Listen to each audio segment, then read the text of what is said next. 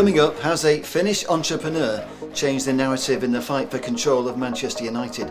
I don't really see it as fans funding it. I see it as inviting fans to come in and join to become owners of the club. But I think more importantly, to become decision makers in the club. Are the Glazers laughing all the way to the bank as mass media coverage helps them drive up the selling price? And what will happen if the current owners decide against a full sale? Hi there. Personally, I've resisted much of the daily gossip and media speculation that's helping the Glazers market the club like a slow-motion eBay auction. But the arrival of a Finnish entrepreneur to the negotiating table has introduced some extremely important issues that I believe deserve a closer look, whatever we think about the credibility of Thomas Zilliacus, who's been dismissed as a publicity-seeking opportunist by many commentators. Some aspects of the Zilliacus bid definitely need further scrutiny. He certainly opened himself up to ridicule by suggesting fans can run the club by making big decisions on a voting app. The mind boggles at how unworkable and crazy that suggestion really is. You only have to look at social media to see how toxic and divided our fan base is on just about every single subject. Personally, I don't want to see Paul Pogba back at Old Trafford, or striker Mason Greenwood back in a red shirt. Hand decisions like that to an X-Factor style voting app and it really will become a circus. But ignoring the red flags, and I'll come back to that later, Zilliacus has, in my view, made an important contribution. By coming in strong on a fan ownership manifesto, he's put something I've been advocating since day one firmly into the spotlight.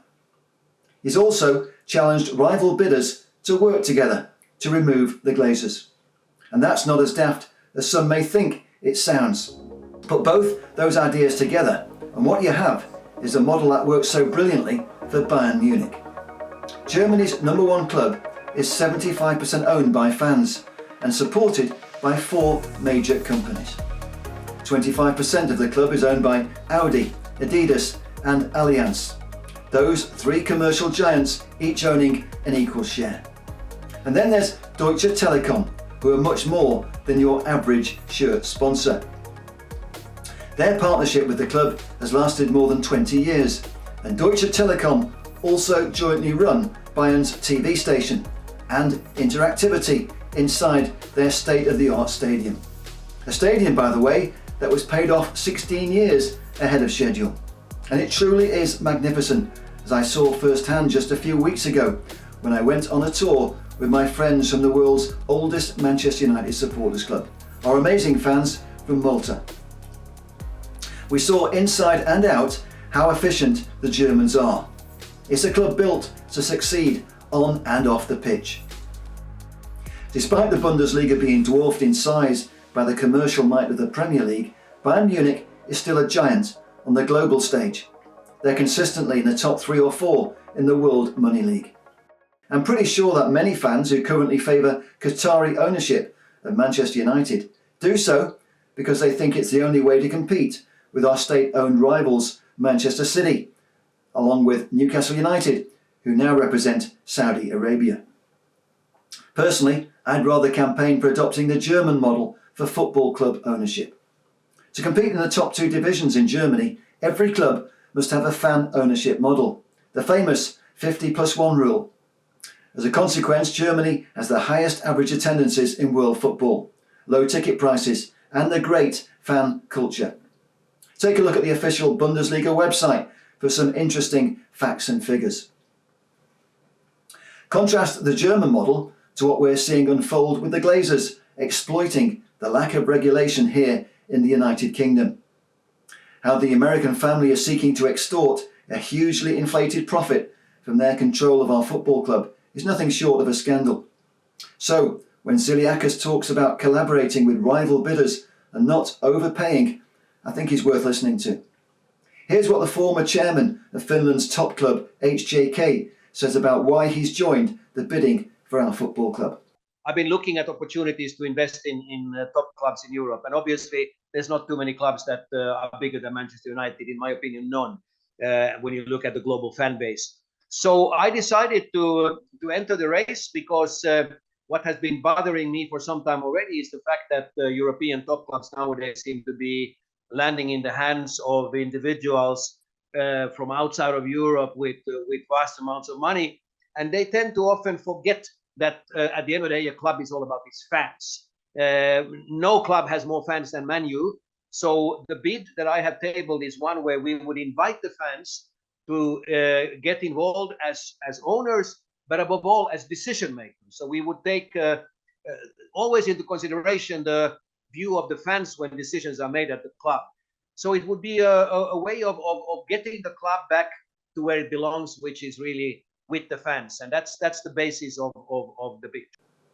Special thanks to Ben Jacobs for allowing me to use highlights from his fascinating interview. Many fans won't like the way Zilliacus abbreviates Man United, or his blatant attempt to promote his own business by basing his bid around a voting app. But I don't think we should rule him out as a potential bidder or bid partner just yet. So how much capital is in place and how much of the bid is reliant upon fan funding? Well, actually none. We are not relying on fans funding it. We are actually progressing in a different way. We would buy the club first and then we would invite the fans to come in later.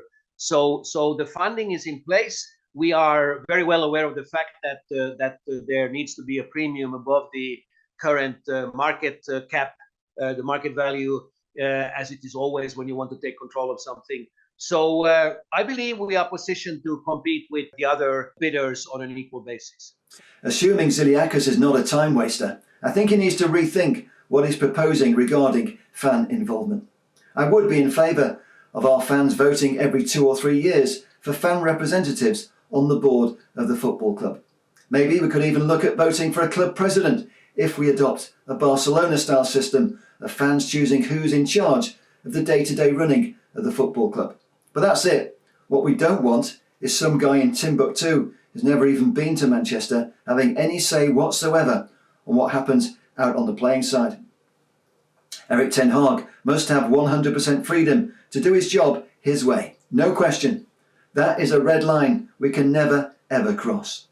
Truth is, there are several big red flags in this interview with Zilliacus, not least how he expects us to believe he's a late bidder because he didn't know our football club was up for sale. Well, I have to admit that I missed the fact that this was up for bids earlier already, and it only came to my attention very recently. So you are quite right. It would have been a lot better for us also to be involved from the beginning. But once again, as I said, I frankly missed that part and only noticed it very recently. And then after you noticed it, why Manchester United? Because Sheikh Jassim and Sir Jim Ratcliffe, they're both Manchester United fans. Sir Jim Ratcliffe has an affinity with Manchester. From Sheikh Jassim's point of view, there's wider sports goals connected to Qatar. What is your motivation to invest and or own? That's a good question. United? I mean, first of all, I've personally been a fan of Manchester United ever since I, as a small boy, saw Manchester United play against the club that I then became chairman of, the Finnish champions, HJK. So Manchester United has always been close to my heart, and Manchester United, as comes to fans, is by far the biggest club in the world. So when such an opportunity comes about, and it doesn't come about often, then I think it would be stupid not to enter the race, as we believe we have the capacity to bring this home. It remains to be seen if Zilliacus gets to negotiate directly with the Glazers. But he does have some interesting ideas, as you'll see if you watch the full interview by Ben Jacobs. What I would say is that we shouldn't rule out rival bidders joining forces. And that's what we may need if the Glazers are not going to back out of this sale process. I'd be quite happy to see Jim Ratcliffe and Sheikh Jassim share ownership, especially if that means the Qatar is paying for fixing our stadium and the training ground. Factor in a fan ownership model with new owners selling shares to our members, and potentially we all go home happy. Fans of this channel will remember 25.1% of the shares is what Michael Knighton was calling for when I previously asked fans to support his original movement to bring together a consortium backed by fan groups.